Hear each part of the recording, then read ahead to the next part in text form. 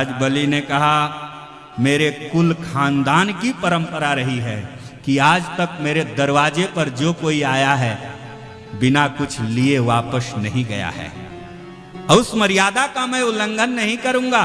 मांग लीजिए आपको क्या चाहिए। वामन भगवान ने कहा, अच्छा कुछ देना चाहते हो तो 3 पग भूमि दे दीजिए। महाराज बलि ने कहा, पहले ये बताओ हमारा सम्मान करने के लिए आए हो कि अपमान करने के लिए? कहा इसका मतलब, कहा एक तो छोटा सा शरीर है आपका और मांगते मांगते आपने मांगा तो 3 पग भूमि मांगा। अरे कोई राज्य मांग लीजिए, कोई क्षेत्र मांग लीजिए, मैं आपको दे दूंगा। वामन भगवान ने कहा, ऐसे नहीं, जो मैं मांगा हूं वही दे दीजिए, लेकिन मेरा परंपरा है कि जब कोई कुछ किसी को दान देता है तो संकल्प करना पड़ता है। आप संकल्प करिए, बिना संकल्प के मैं नहीं लूंगा। दैत्य गुरु शुक्राचार्य सब संवाद को सुन रहे हैं, देख रहे हैं, और दैत्य गुरु शुक्राचार्य जी महाराज समझ रहे हैं कि ना ये 52 है, ना ये 53 है, ना ये 54 है, ये साक्षात नारायण आए हैं। बलि को समझाने का प्रयास कर रहे हैं, वो भी नहीं समझ रहे हैं। महाराज बलि अपने हाथों में अक्षत और पुष्प लिए और जल डालने का जैसे समय आया तो दैत्य गुरु शुक्राचार्य जी महाराज जल के पात्र में बैठ गए कि जल गिरेगा नहीं तो संकल्प पूर्ण नहीं होगा। वामन भगवान ने देखा कि ये जो है दान में बाधा बन रहे हैं, ये चाह रहे हैं कि हमें दान ना मिले। वामन भगवान ने एक पुष्प उठाया और उसी पात्र में डाल दिया। दैत्य गुरु शुक्राचार्य की एक आंख चली गई, गोविंदाय नमो नमः हो गई। प्यारे, कभी भी दान में बाधा नहीं बनना चाहिए। शुक्राचार्य जी महाराज बाधा बने तो क्या हुआ, एक आंख उनको गंवानी पड़ी। संकल्प पूर्ण हुआ।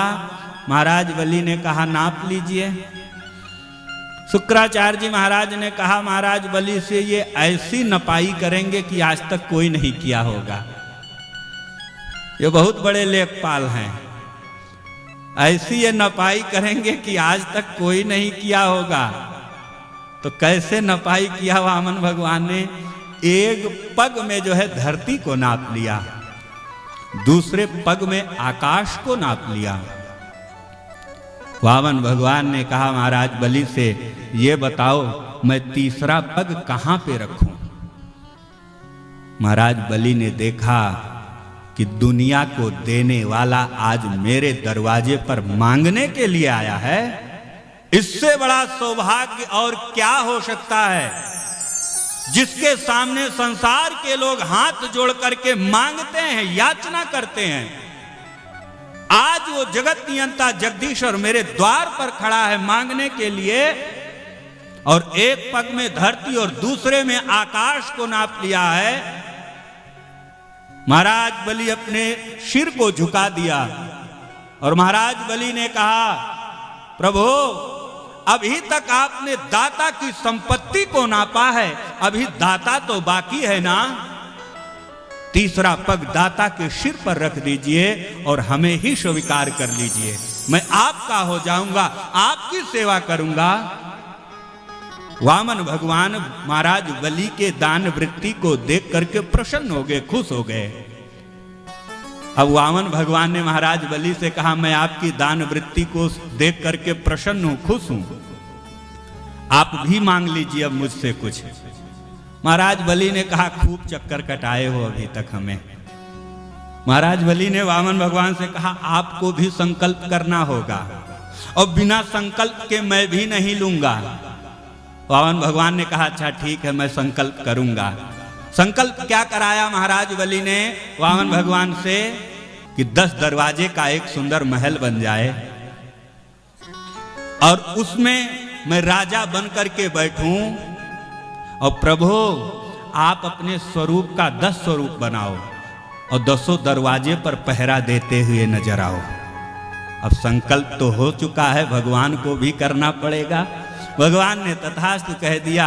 10 दरवाजे का एक सुंदर महल बन गया। भगवान ने अपने एक स्वरूप के 10 स्वरूप बनाए, 10 दरवाजे पर जो है पहरा दे रहे हैं। महाराज बलि राजा बन करके बैठे हैं। जिस दरवाजे से महाराज बलि निकलते हैं तो हाथ जोड़ करके कहते हैं भगवान से, सब ठीक ठाक है ना? भगवान ने कहा, अब क्या बताएं, भक्त के वश में है भगवान।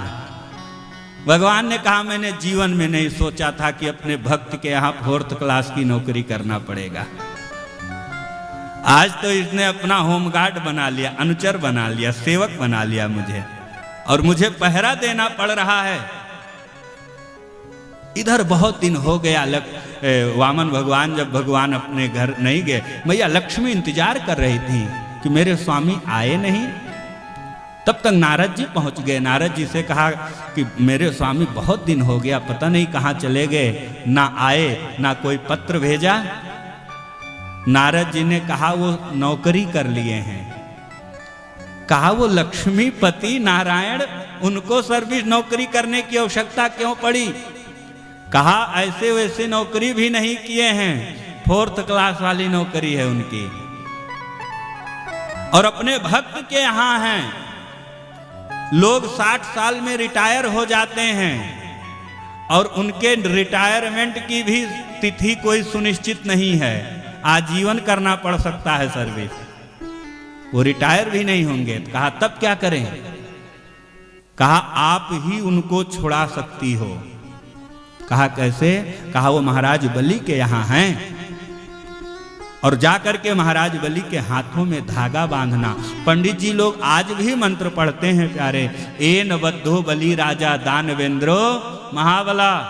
कहा, जाकर के महाराज बलि के हाथों में धागा बांधना, और महाराज बलि कहेंगे कुछ मांग लो तो अपने स्वामी को ही मांगना, अपने सुहाग को ही मांगना, नहीं वो छूटेंगे भी नहीं। लक्ष्मी जी जाकर के महाराज बलि के हाथों में धागा बांधती हैं। महाराज बलि ने कहा, मांग लो। तब कहा, मुझे मेरा सुहाग वापस कर दीजिए। तब भगवान को जो है मैया लक्ष्मी ले करके आई प्यारे। ये भक्ति की शक्ति होती है। भगवान तो आपके यहाँ सब कुछ बनने के लिए तैयार हैं। हमारे आपके अंदर श्रद्धा होनी चाहिए, भक्ति होनी चाहिए, विश्वास होना चाहिए। भगवान तो हमेशा हर पल हर क्षण रहते हैं हम लोगों के साथ में प्यारे।